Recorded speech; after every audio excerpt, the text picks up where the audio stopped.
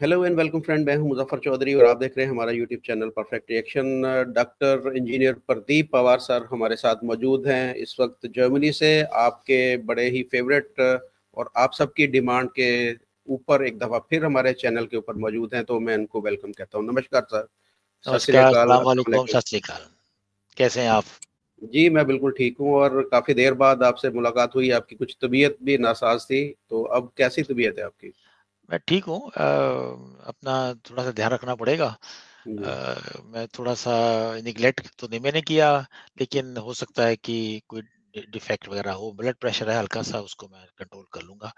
और आप चलिए। तो बहुत मसरूफ़ थे, आपने बड़े अच्छे-अच्छे प्रोग्राम अपलोड किए हैं और अफ़सोस की बात ये है मसरूफियत के कि अलावा कुछ डर भी थे। आपको पता होगा कि क्या अ चल रहा है पाकिस्तान में। इस वक्त हाँ, एक नया कानून पास हो गया पीका नाम का, और उसमें 3 साल की सजा और 20 लाख रुपए जुर्माना है। और अगर आपके ऊपर इल्जाम लग जाता है, साबित होना बाद की बात है, अगर आपके ऊपर इल्जाम भी लग जाता है तो 3 साल की कैद और 20 लाख रुपए जुर्माना। तो इस वजह से भी काफी लोग जो है वो डरे हुए हैं पाकिस्तान में। ये जो फ्रीडम ऑफ प्रेस है वो बहुत सारे कंट्रियों में नहीं है। और आपका जो एक लाहौरी गैंग था, उन्होंने तो कुछ ज़्यादा ही झंडे उठाए हुए थे। उन्हीं की वजह से ज्यादा काम खराब हुआ, बस उन्हीं की वजह उन्होंने से। उन्होंने अपने पैर पे कुल्हाड़ी मारी है, औरों को भी है, और सरकार को मजबूर होना पड़ा कोई कानून तैयार करने के लिए, जबकि होना नहीं चाहिए। मैं प्रेस फ्रीडम के बिल्कुल हक में हूँ और फ्रीडम ऑफ स्पीच के हक में हूँ, और सबको बोलने का अधिकार होना चाहिए। अगर किसी कोई पाकिस्तान को डिक्टेटर कंट्री तो है नहीं, नॉर्थ कोरिया की तरह या सऊदी सऊदी अरेबियंस कंट्री की तरह। यहाँ पर ये पाकिस्तान की इमेज के लिए अच्छा नहीं है। और बिल्कुल। ये इन लोगों ने भी, पंजाबी में बोल देते हैं आबा उत्या सीगा।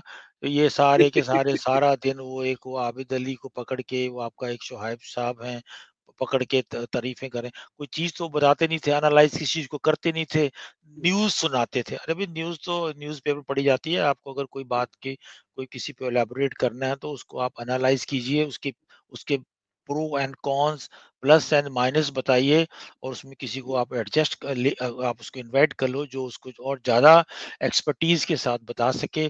ऐसी छूछे छोड़ी जाने, फिर वो लगता है कि पाकिस्तान की गवर्नमेंट थोड़ी-सी है तो एंटी इंडिया ही है। तो उनको जी। ये शायद नहीं अच्छा लगा कि हमारी तारीफ़ें नहीं हो रही हैं, ये हो रहा है। चलो उनको अ, हो सकता है कि कभी हालात फिर बिल्कुल ठीक नॉर्मल हो जाएँ, और ये कानून उन्होंने बनाया, लेजिटिमेसी उसको दी है, पुलिस को क्या फोर्सेस दिए हैं, that will show you later on ना। जी, बिल्कुल। इसके ऊपर अभी एहतजाज भी चल रहा है। आज भी पाकिस्तान में यौम स्याह है और तमाम जो प्रेस क्लब हैं उनके ऊपर काले झंडे लहराए गए हैं। जो तंजीमें हैं, सहाफ़ती तंजीमें इसके ऊपर एहतजाज कर रही हैं। देखिए क्या बनता है। बहरहाल हम बढ़ते हैं आज के टॉपिक के ऊपर। जी, जी, जी, जी। हमने देखा कि ट्रंप जब से जीते थे और जीतने से पहले भी उन्होंने ऐलान किया था कि वो जो रशिया यूक्रेन वार है उसको वो रुकवा देंगे। लेकिन अभी फ़िलहाल इस तरह की कोई चीज़ हमें होती हुई उनकी तरफ से नज़र नहीं आ रही। मोदी जी भी सुनने में आया है कि जा रहे हैं वहाँ पर, यूएसए जा रहे हैं, विज़िट करने जा रहे हैं। उससे पहले मोदी जी रशिया और यूक्रेन का विज़िट भी कर चुके हैं और हम देख रहे थे और हमारे ज़हन में था कि मोदी जी का भी एक अहम रोल होगा इस जंग को रुकवाने का। अभी पुतिन ने और ज़ेलेंस्की जो है उनके दरमियान भी आपस में कुछ जो बयानबाज़ी हुई है। इस सारे जो तनाज़ुर में आप कैसे देख रहे हैं कि ये जंग जो है वो ट्रंप रुकवा पाएँगे? अभी ये जंग आगे बढ़ेगी? मोदी जी का इसमें क्या रोल होगा? और ज़ेलेंस्की और पुतिन के दरमियान में जो चीज़ें चल रही हैं, उससे हालात मज़ीद ख़राब होने का अंदेशा तो नहीं है? देखिए जी, ट्रंप साहब जब अपनी एक इलेक्शन कैंपेन कर रहे थे तो उन्होंने बहुत सारे ऐसे डायलॉग मारे हैं। और आप इस चीज़ को नोट कर लीजिए कि जो ट्रंप आज बोलता है वो कल नहीं है। तो ये एक आदमी की हैबिट होती है, और शोषे छोड़ना और ऐसी बड़ी-बड़ी बातें करनी, मैं 1 दिन में ख़त्म कर दूँगा। किसी पार्टनर को साथ में नहीं लेना हो, उसको शायद पूरी जियोपॉलिटिकल सिचुएशन जो आती है उसका शायद अंदाज़ा नहीं होगा इतनी जल्दी। और दूसरा एक फाइनेंशियल इफ़ेक्ट भी, अमेरिका वाले हमेशा उसका फ़ायदा उठाते हैं। उनके उनकी एक बहुत बड़ी वेपन इंडस्ट्री है जो उन्होंने बेचनी होती है। तो ट्रंप साहब ने लोगों की सिंपैथी लेने के लिए बोल दिया। जब जब रियल पॉलिटिक आती है फिर आदमी चेंज हो जाता है। हुँ, रही मोदी साहब की बात, उन्होंने दो अब जब भी प्लेटफ़ॉर्म इंटरनेशनल प्लेटफ़ॉर्म पे वो आए हैं, तो उन्होंने देखिए जी हर जगह बोला है कि I am ready for talks, मुझे इन्वॉल्व किया जाएगा, क्योंकि वेस्टर्न में यही बोला जाता है कि ज़ेलेंस्की के साथ भी मोदी साहब के रिलेशन अच्छे हैं, पुतिन के साथ भी हैं। अब वो इंतज़ार कर रहे थे कि जो ट्रम्प जो है वो यूएसए में उनके भी अच्छी केमिस्ट्री मोदी साहब के साथ मानी जाती है। तो ये एक ट्रायंगल सा होगा जिसमें मोदी साहब जो है एक अच्छा रोल कर सकते हैं, लेकिन ये डिसीज़न जो होगा, ये मोदी साहब की विज़िट के बाद ही होगा। उससे पहले मोदी साहब कोई ऐसा डायलॉग नहीं बोलेंगे, ना ही वो सामने आएँगे। उनके जो जयशंकर साहब ये फॉरेन मिनिस्टर हैं, वो एक एक बैक बेंचेस में बहुत स्ट्रैटेजी लेके चलते हैं। उनके उनको पता है सब कुछ कि कैसे ये तैयार किया जाएगा। एक प्लेटफ़ॉर्म तैयार जाता है। अभी रूबियो साहब अभी तो फॉरेन मिनिस्टर बने हैं, तो अभी पहली उनकी मुलाकात हुई थी ओथ के टाइम पर।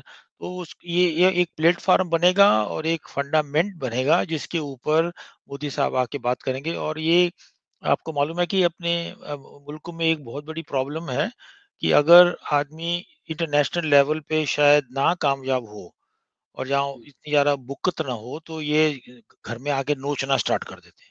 तो मोदी साहब नहीं चाहते कि 1.5 4 बिलियन लोगों का सिर नीचा हो, मैं वहाँ जाऊँ और कुछ सॉल्यूशन ना निकले, उससे पहले बहुत सारा पानी जो है ना, वो नदी से नीचे गिरेगा। और दूसरा जो सिचुएशन इस वक़्त जियोपॉलिटिकली एनालिसिस अगर मैं आपको पेश करूँ, तो पुतिन साहब ने जो नेशनल टीवी के ऊपर ज़ेलेंस्की जो व्लादिमीर ज़ेलेंस्की या यूक्रेन के प्रेसिडेंट हैं, उनको बोला है कि he is not my legitimate partner. वो यानी एक प्रेसिडेंट इमरजेंसी में बना हुआ है, पूरी वर्ल्ड ने उसको एक्सेप्ट किया हुआ है कि इस इमरजेंसी में जहाँ वॉर हो रही है, ही वाज़ अटैक्ड, उसने अटैक नहीं किया वहाँ पर, he was attacked and he is in a defending role, उसकी वेस्टर्न हेल्प कर रहा है एंड चलो वो एक दिस अनदर टॉपिक। जी। उसको ये बोलना कि तुम जो है वो मेरे लिए लेजिटिमेट पीस टॉक के पार्टनर नहीं हो, ये एक बहुत बड़ी बात है। उसके ऊपर उसका एक जो जो तनकीद उसने इस बात पे की है कि जो व्लादिमीर ज़ेलेंस्की की ये टेन्योर है, वो 4 साल के बाद निकल गई है, क्योंकि उसने दोबारा से इलेक्शन नहीं लड़ी है। एक्शन नहीं हुआ है। और हाँ, वो लड़ भी नहीं सकता क्योंकि यूक्रेन का बहुत सारा हिस्सा, डोनबास का जो हिस्सा है, उसके ऊपर रशिया का कब्ज़ा है। तो वो एज़ ए होल यूक्रेन को ही लेके कर सकता है ना, एक पार्ट ऑफ यूक्रेन को लेके तो इलेक्शन नहीं कर सकता। तो ये भी बोलना कि तुम लेजिटिमेट नहीं हो, ये भी एक बदमाशी है। और दूसरा उसका एरिया अपने कब्ज़े में कर लेना और उसके बाद में उसको धमकाना कि मैं तुमसे बात ही नहीं करूँगा। तो ये एक ये वेस्टर्न में कोई अच्छा इसका वो नहीं हुआ कि ये ट्रिक है। और सेलेंस्की भी उसने भी 2-3 शोशे छोड़े हैं कि जो पुतिन है वो डरता है पीस टॉक करने से मेरे से। तो ऐसे तो ये थोड़ा-सा इनको दिखाना ही होता है, ये तो नॉर्मल एक एक्सचेंज ऑफ जी। व्यूज़ होती हैं, वो अपने आप को नीचा नहीं दिखाएगा, वो अपने आप को कमज़ोर नहीं दिखाएगा। तो लेकिन मार-काट चल रही है और इसका अंदाज़ा मुझे लग रहा है कि ट्रम्प साहब जब ये इज़राइल के होस्टेजेस वगैरह डाउन हो जाएँगे, अभी तो उन्होंने कुछ छोड़े हैं 8 जो मर गए हैं, तो कंसंट्रेशन जो होगी उसकी शायद लगता है यहीं पर होगी। लेकिन आप अगर ट्रम्प की बातों को ध्यान से सुने, तो 2 दिन पहले उसने बोला कि जो गाज़ा में रहने वाले जितने गाज़ियन हैं, उन सबको वहाँ से निकाल के कहीं और जगह सेटल कर दो। तो तो अब अब एक एक प्रेसिडेंट बैठा हुआ है, लेजिटिमेसी गाज़ा में गाज़ियन की है, उनको वहाँ से रीसेटल करो करो, ये कहाँ की तो आप अंदाज़ा लगा सकते हैं कि अभी बहुत सारी चीज़ें सेटल होने वाली हैं और इसमें इसका रोल होगा। और मोदी साहब का इसमें 100% इसमें मेरा ख़्याल एर्डोगान का भी रोल होगा, क्योंकि उसकी भी दोनों के साथ अच्छी जी। मुलाकात है। शायद तो कहीं न कहीं ये भी हो सकता है कि ट्रम्प मोदी जी का भी वेट कर रहा हो कि वो भी आ जाएँ, तो उनसे अगर कुछ बात हो जाए तो उसके बाद में डिसीज़न लिया जाए कि किस तरीके से ये रोड मैप तैयार करना है। ये रोड मैप तो देखा जाए कि जो बैक ग्रुप है उसने किया हुआ है। अब हुँ, तो इन्होंने सिर्फ़ मौका देखना है कि कौन-सा अच्छा मौका हमें मिलेगा, वहाँ बैठ के हम बात करेंगे। क्योंकि अगर वो नाकामयाब होता है तो उसमें ट्रम्प का भी नुकसान है, मोदी साहब का भी नुकसान है। दोनों बड़ी डेमोक्रेसीज़ हैं और उसमें अपोज़िशन बैठी हुई है और बहुत सारी प्रेस ऐसी होती है, वो खिलाफ बोलना स्टार्ट कर देती है, तो आदमी की क्रेडिबिलिटी थोड़ी-सी डाउन हो जाती है। तो ये बिल्कुल। होगा। अच्छा। हुँ, बिल्कुल ये तो जंग रोकने की बात हो रही है कि किस तरीके से जंग रुकेगी, तो हम देख रहे हैं कि नॉर्थ कोरिया यहाँ पर बड़ा एक्टिव हुआ पड़ा है और वो इस जंग के अंदर उसने एक जो है वो छलांग लगाई है, कुछ वेपन्स वगैरह सप्लाई किए। क्या ये खबर क्या है? ज़रा इसके बारे में हमें बताइए। ये खबर बिल्कुल 100% ट्रू है, मैं रिकॉर्ड पे कह सकता हूँ। जी, ये जो यूक्रेन की मिलिट्री स्पाई एजेंसी है, उसमें जी, जो उनका जो हेड है, उसका नाम है किरियालो बुदानो। उसने जी, ये कल डिक्लेयर किया है कि जो नॉर्थ कोरिया के सोल्जर इन्होंने 10-12 हज़ार वहाँ भेजे थे, उसमें हुँ, से बहुत सारे ज़ख्मी हुए हैं, बहुत सारे मरे भी हैं। उनको पता ही नहीं था कि हमें वॉर पे भेजा जा रहा है, क्योंकि डिक्टेटर कंट्री है, बताया नहीं गया, आप एक्सरसाइज़ पे जा रहे हो, जब बम गिरे तो मरे। लेकिन अभी उनकी सिक्योरिटी के लिए भी और रशिया की हेल्प के लिए, कि रशिया खुद एक बड़ी मिलिट्री पावर है, वो कोरिया की हेल्प ले रहा है। आप अंदाज़ा लगाइए कि हुँ, वो जो सबसे बड़े कोरिया के का जो हाउबित्सर है, वो हुँ, है करीब नॉर्थ कोरिया का 170 मिलीमीटर हाउबित्सर है, टाइप एम 1989 जो है, उसको कासान बोलते हैं। वो कुर्स्क के इलाके में इनकी एजेंसी के हिसाब से डिलीवर हो चुका है। हुँ, 100 यानी 100 हाँ, हाउवित्सन, बहुत हुँ, बड़ी डील है ये। और जी, साथ-साथ ये यूक्रेन की मिलिट्री जो स्पाई, उसने ये बता भी दिया कि ये हो गया है। और हुँ, एक और न्यूज़ जो उन्होंने डिक्लेयर की है कि 120 मल्टी बैरल M9091 की डिलीवरी भी हो गई है और वो हुँ, जो कुर्स्क का इलाका है, वहाँ पर इन इन बैटरीज़ को लगाया जाएगा। हुँ, तो जो मल्टी बैरल होती है, उसमें मेरा ख़्याल 40 या 50 रॉकेट होते हैं। तो अगर वो 120 की फायरिंग होगी, तो आप अंदाज़ा लगा सकते हो क्या फायर हुँ, पावर होगी। उसके साथ ये जो 170 मीटर के जो कैनन वाला ये हाउवित्ज़ है, जी, हुँ, इसकी भी फायर पावर बहुत तगड़ी मानी जाती है। कोरिया में खाने को हो ना हो, लेकिन वेपन में इसने इन्होंने अपना नाम रेखा, एटॉम भी बना के बैठा हुआ है ये पागल सा आदमी ना। वो वहाँ के लोगों को कोई आज़ादी नहीं, कुछ नहीं है। 11-12 हज़ार सोल्जर को कुर्स में भेज दिया। उनको पता नहीं था कि हम लड़ाई में जा रहे हैं। जो 4-5 पकड़े गए, उन्होंने बोला कि हमें तो ये बोला गया था कि हम आर्मी के साथ हमारी एक्सरसाइज़ है। तो ये एक सेटबैक जो है सोल्जर को लगा, लेकिन उसको मालूम है कि मेरी एलाइड फोर्सेस जो जिनका मैं कमांडर हूँ, अगर उनमें कोई खलबली मची तो मेरा भी ज़िंदगी रहना। इसलिए उसने उनकी सेफ्टी के लिए भी और हुँ, रशिया को भी हेल्प करने के लिए ये जो आर्मी जो इन्फेंट्री सॉरी आर्टिलरी का जो अर्सेनल है, ये उसने उसको प्रोवाइड किया है। और इससे रशिया की फायर पावर और भी ज़्यादा हो जाएगी। और ये सब चीज़ें, मुझे लगता है कि इसके पीछे एक बहुत बड़ी कैलक्यूल है। हुँ, उसके पीछे कैलक्यूल है कि वो वहाँ से इतने रॉकेट भेजेंगे और ये जितने छोटे-छोटे कंट्री हैं, Sweden, Norway, Denmark, Finland, Poland, ये भागेंगे कि हमें भी लेना हुँ, चाहिए, हमें भी हुँ, अपनी सेफ्टी चाहिए। तो ये एक एक बिज़नेस है। ट्रम्प तो आपको मालूम है बिज़नेस वाला जी, जी, आदमी है। वो तो जी। उसको तो डॉलर ही अगर आप कोई चीज़ लिख देंगे 5,000, अगर डॉलर का साइन नहीं उस पे आया तो उसको समझ में नहीं आता। वो डॉलर का साइन ही समझता है आदमी। जी, जी। अच्छा, आपने जैसे बात की कि सारे जो छोटे-छोटे ममालिक हैं वो बढ़ेंगे अपने डिफेंस को बेहतर बनाने के लिए अमेरिका की तरफ। तो अभी हमने देखा कि पोलैंड की भी कोई एक डील हुई है, वेपन डील अमेरिका के साथ। उसकी भी डिटेल बताएँ और पोलैंड को ज़रूरत क्या महसूस हुई? उसने क्यों ये वेपन खरीदे? पोलैंड की वहाँ पर इस एरिया के अंदर उसको क्या खतरात लाए थे? देखिए, पोलैंड का जो ज्योग्राफिकल स्टेटस है, वो रशिया के बिल्कुल साथ है। और हुँ, जब भी कोई बदमाशी हुई है, तो पोलैंड को सबसे ज़्यादा सफ़र रशिया से होना हुआ है। हुँ, वार्शॉ पैक्ट में भी इनका नुकसान हुआ है। और पोलैंड वाले बहुत देर से अपनी आर्मी को अपलिफ्ट कर रहे हैं। वो हुँ, तो अपना जो जीडीपी है उसका 5% देने को तैयार हैं और कर रही हैं, 4.9 तक तो पहुँच गए हैं। ये यूरोप का सबसे बड़ा पहला मूल कंट्री है जो हुँ, अपनी जीडीपी में से 5% मिलिट्री पे कर रहा है। और इन इन लोगों को डराने वाले ये वेस्टर्न यूरोप के लोग हैं, कि रशिया आप पे अटैक कर देगा। रशिया इतना बेवकूफ़ नहीं है। वो यहाँ पर जो भी एक थर्ड क्लास से बैक बेंचेस पॉलिटिशियन होते हैं, वो हमेशा यही बोलते हैं, आज यूक्राइन है, कल मोल्डाविया है, ये है, वो है। वो हिटलर की तरह पागल आदमी नहीं है कि 4 जगह अपना स्टार्ट कर लेगा और अपने मुँह पे खाएगा। हाँ, पोलैंड जो है वो एक अच्छी मिलिट्री पावर बनना भी चाहता है और उसको उसका एक एम्बिशंस भी है। एक तो अपने बॉर्डर सिक्योर करना चाहता है, ताकि मैं और दूसरा नेटो फोर्सेस में he want to play also big role. अगर आप उसकी आर्मी स्ट्रांग होगी तो वो भी एक नेटो का एक यानी ना बराबर का पार्टनर बन सकता है। अभी फ्रांस और जर्मनी वाले थे, जर्मनी वालों ने तो अपनी आर्मी बहुत रिड्यूस की है और ये भी बहुत इन्वेस्टमेंट करने की कोशिश करें, लेकिन इनकी हवा निकली हुई है। और फ्रांस के भी आप देख लीजिए कि हालत इतनी अच्छी नहीं है। तो ये जो कंट्रीज़ हैं पोलैंड वाला, इन्होंने उसके अंदर जो इन्वेस्टमेंट कर रहे हैं, इसका फ़ायदा ये सब इनको होगा। और इसकी जो डील जो आपने पूछा है, ये बड़ी इंटरेस्टिंग है। पोलैंड ने अमेरिका के साथ $745 मिलियन का डील किया है।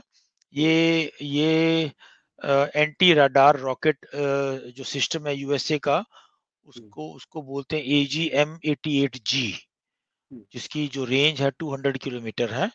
वो उसको इन्होंने यूएसए से लिया है। डील इंक हो चुकी है, साइन हो चुके हैं, लेकिन अभी इसका फ़ायदा नहीं है, क्योंकि डिलीवरी जो है वो 2029 से स्टार्ट होगी और 35 तक ये सारे सिस्टम पोलैंड में आएँगे। तो उन्होंने लॉन्ग टर्म के लिए बना दिया है और लॉन्ग टर्म के लिए बना दिया है। इससे इससे उनकी आर्मी की जो स्ट्रेंथ बढ़ जाएगी, क्योंकि इस वक़्त जो उनके वेपन सिस्टम है, उनकी जो जो जो एवरेज एज होती है वो ये होती है 10 साल। है ना? तो वो उसको मॉडिफ़ाई करते रहते हैं। तो पोलैंड के पास इस वक़्त अच्छी वेपनरी है। उसको मालूम है कि 29 में मुझे अपडेट करनी है। तो उस 29 की अपडेट के अंदर उसने ये डील की है और ये उसको अच्छा खासा ये कॉन्ट्रैक्ट हो गया उसके साथ। अ, अभी इतना क्लियर नहीं हुआ कि वो सिस्टम जो है वो पोलैंड में बनेगा या वो बना-बनाया यूएसए से आएगा। यूएसए वाले सिर्फ़ इंडिया से उन्होंने ऐसे 1-2 डील की हैं, जिसमें उन्होंने बोला है कि हम आपको वेपन सिस्टम देंगे, लेकिन आप इंडिया में बना सकते हैं। उसका कुछ मेन पार्ट जो होगा वो अपने हाथ में रखेंगे, हमेशा उनका ये रहा है। तो ये जो इसके बारे में अभी थोड़ा-सा इन्फॉर्मेशन मुझे और लेनी पड़ेगी। पोलैंड की जो डिफेंस मिनिस्ट्री है, उन्होंने इससे ज़्यादा अपने होम पेज में लिखा भी नहीं है और जो उनके एक्सपर्ट्स हैं, उन्होंने बोला है कि हमने अपने डिफेंस का जो 5% का बजट है, ये उसके अंदर आता है। सही। अच्छा और ये इस जो हाँ, जी, सॉरी। जी, जी, कंटिन्यू करें, कंटिन्यू करें। ये जो होड़ लगी हुई है ना जी। वेपन्स की, इसको आप देख सकते हैं। मैं इसको और ढंग से भी देखता हूँ, शायद मैं गलत भी देखता हूँ, आपके जो ऑडियंस है वो कमेंट कर सकते हैं। जी। इसके अंदर जो पीस प्रोसेस है, उसमें आप अगर ध्यान से एनालाइज करें, तो ट्रम्प साहब की जो टेन्योर है वो 28 में खत्म हो जाएगी। 25, 26, 27, 28 4 साल का उनका होता है। तो 4 साल के अंदर तो वो उनका मतलब ये है कि मुझे जॉब सिक्योर करनी है। जो 29 में डिलीवरी होगी, उसकी जॉब्स अभी स्टार्ट हो जाए, उसकी प्रोक्यूरमेंट अभी स्टार्ट हो जाएगी। 30% एडवांस पेमेंट आ जाएगी। तो ट्रम्प साहब का मैं एनालाइज़ ये करता हूँ कि वो चाहते हैं कि ये जो पीस प्रोसेस है थोड़ी-सी डिले हो जाए। मैं अपनी डिमांड जो मेरे जो लॉबी में बैठे हुए डिफेंस एक्सपर्ट्स हैं, वो बोलें यहाँ इतना इसको इतना चाहिए, इसको इतना चाहिए, ताकि ये जो अमेरिका का जो कहते हैं ना मेक अमेरिका जी। ग्रेट अगेन, उसके अंदर ये पब्लिक को शो कर सके कि एक तरफ हुँ, से तो मैं डेपुटेशन कर रहा हूँ, मैंने कोलंबिया इतने भेज दिए हैं, मैंने ये कर दिया है, मैं कंपनी को वापस लेके आ रहा हूँ, मैं डिफेंस डील कर रहा हूँ जिसमें बिलियंस का मुझे फायदा हो रहा है।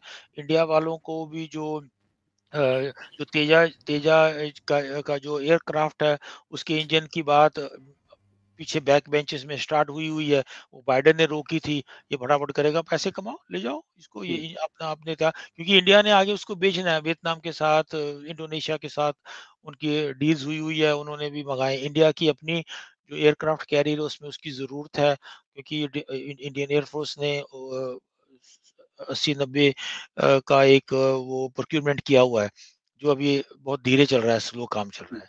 हुँ। तो मुझे लगता है कि इस चीज़ के अंदर ट्रम्प साहब थोड़ा-सा डिले करते जाएँगे, इन लोगों के दिलों में डर बढ़ा रहेगा, ये अपना वेपन सिस्टम जो है उसकी एमओज़ लिखने के बाद उसकी प्रोडक्शन स्टार्ट करेंगे, और प्रोडक्शन स्टार्ट होने के बाद एक एक प्री पेमेंट होती है, उससे इनका जो जो फाइनेंशियल सिस्टम ठीक हो जाएगा और जॉब क्रिएट होगी। जी। हुँ। अच्छा, एक जो तासुर पाया जाता था कि ये जो डीप स्टेट्स हैं, ये ट्रम्प साहब उसके एंटी चलेंगे और उनकी जो पॉलिसीज़ होती हैं कि दुनिया के अंदर जंगें होनी चाहिए, जो भी वो उनका एक चीज़ें होती हैं। तो आपको लगता है कि वो ये एंटी डीप स्टेट हैं या वैसे ही वो जैसे कि पहले हम देखते हैं कि जो बाइडेन और पेंटागन जैसे वो इसके ऊपर काम होता है डीप स्टेट उनको पीछे से वो सारी डोरें लगामें उनके हाथ में होती हैं तो ये भी वैसे ही चलेंगे। हाँ, ये देखिए जो फॉरेन पॉलिसी होती है ना, उसमें चाहे रिपब्लिकन हो या डेमोक्रेट हो, वो 19-21 का ही फ़र्क होता है। उसमें ज़्यादा चेंज नहीं होता, उसमें थोड़ी-सी कॉस्मेटिक आ जाती है। किसी के साथ रिलेशन अच्छा कर लेते हैं, किसी के हाथ मिलाते हैं, किसी को जप्पी डाल लेते हैं, तो ज़्यादा ज़्यादा चेंजेज़ उसमें नहीं आती हैं। हाँ, जो जो एलन मस्क जैसे बंदे को रखा है कि हमने जो एडमिनिस्ट्रेशन है उसको थोड़ा रिड्यूस करना है, उसका कॉस्ट बहुत है। तो आप उसको रिड्यूस नहीं कर सकते, इसलिए बाय फ़ोर्स लोगों को घर बुला के आप पेंशन में चले जाओ, ये कर दो। उसके बहुत सारे केसेज़ होंगे और सुप्रीम कोर्ट बैठी हुई है। तो इसका ज डीप स्टेट जो है वो आपको हर कंट्री में मिलती है, और अमेरिका में डीप स्टेट जो है सीआईए है। उसका बजट अलग से है। वो उसका उसका एक और ही उसका जो जो उसका उसका जो मोटिव ही कुछ और है। तो वो कभी रिड्यूस नहीं करेगा। उसपे वो वही चलेगा। वहीं पर उन्होंने ये इस गवर्नमेंट को गिराना है, इसमें टूल किट तैयार करनी है, इसमें इसको तैयार कर अब आप देखिए पाकिस्तान के साथ रिलेशन इतने अच्छे नहीं थे। क कहीं उसने जुमला मारा है, नेटो पार्टनर को बोला है कि पाकिस्तान को तालिबान के अगेंस्ट जो है ना, खड़ा करना चाहिए, ये करना चाहिए, और 3 दिन के बाद वो लगा रहा है पाकिस्तान पे सैंक्शन, उसकी एड बंद कर। तो आप अंदाज़ा लगा सकते हैं कि इस आदमी पे यकीन करना बड़ा प्रॉब्लम है। ये नहीं पता ये रात को क्या खा के सोता है और सुबह ये क्या बोल देता है। तो इसको एनालाइज़ कर रही हैं बाकी सारी गवर्नमेंट। यूरोप का वेस्टर्न अभी भी स्ट्रॉन्ग है। इनके जो कंट्रीज़ में जितने भी डिप्लोमैट हैं, वो कहते हैं लेट द सैंड सेटल्ड, है ना? जब इसको रियल अपने होम पॉलिसीज़ के अंदर अपोज़िशन होगी, है ना? ये बर्थ राइट का जो इसने स्टार्ट किया, उसमें कितनी स्टेट ने इस पर केस कर दिया है। डेपुटेशन के ऊपर इसने जो किया है ना, कंट्री को प्रेस कर दिया कि आप नहीं लोगे तो हम आपके डिप्लोमेट के वीज़े काट देंगे। तो उन्होंने इस वक़्त तो वो जो सॉल्ट वाला पानी पी लिया।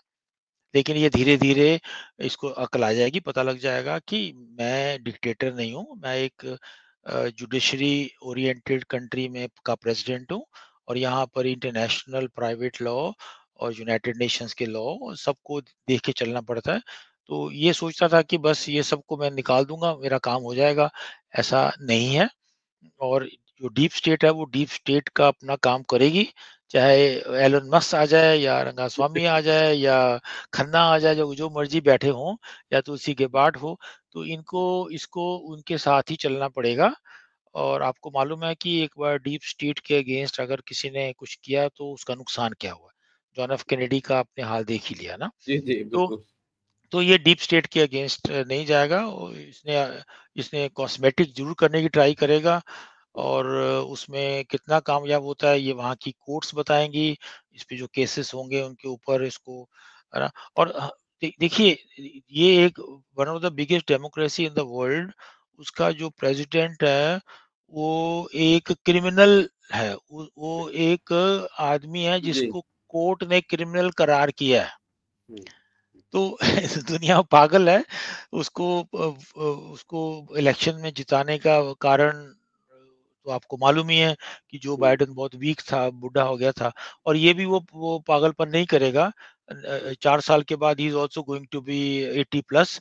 अभी भी 79 का तो है, ये 83 84 में हो जाएगा। ये भी स्लीपी ट्रम्प बन जाएगा, क्योंकि आगे जो इसके आने वाले जो होंगे, वो 4 साल में उनके पास बहुत टाइम है किसी अच्छे कैंडिडेट को लाना, है ना? और इस 4 साल में लगता है कि दुनिया इसके साथ हाथ जरूर मिलाएगी, लेकिन they will not walk with him.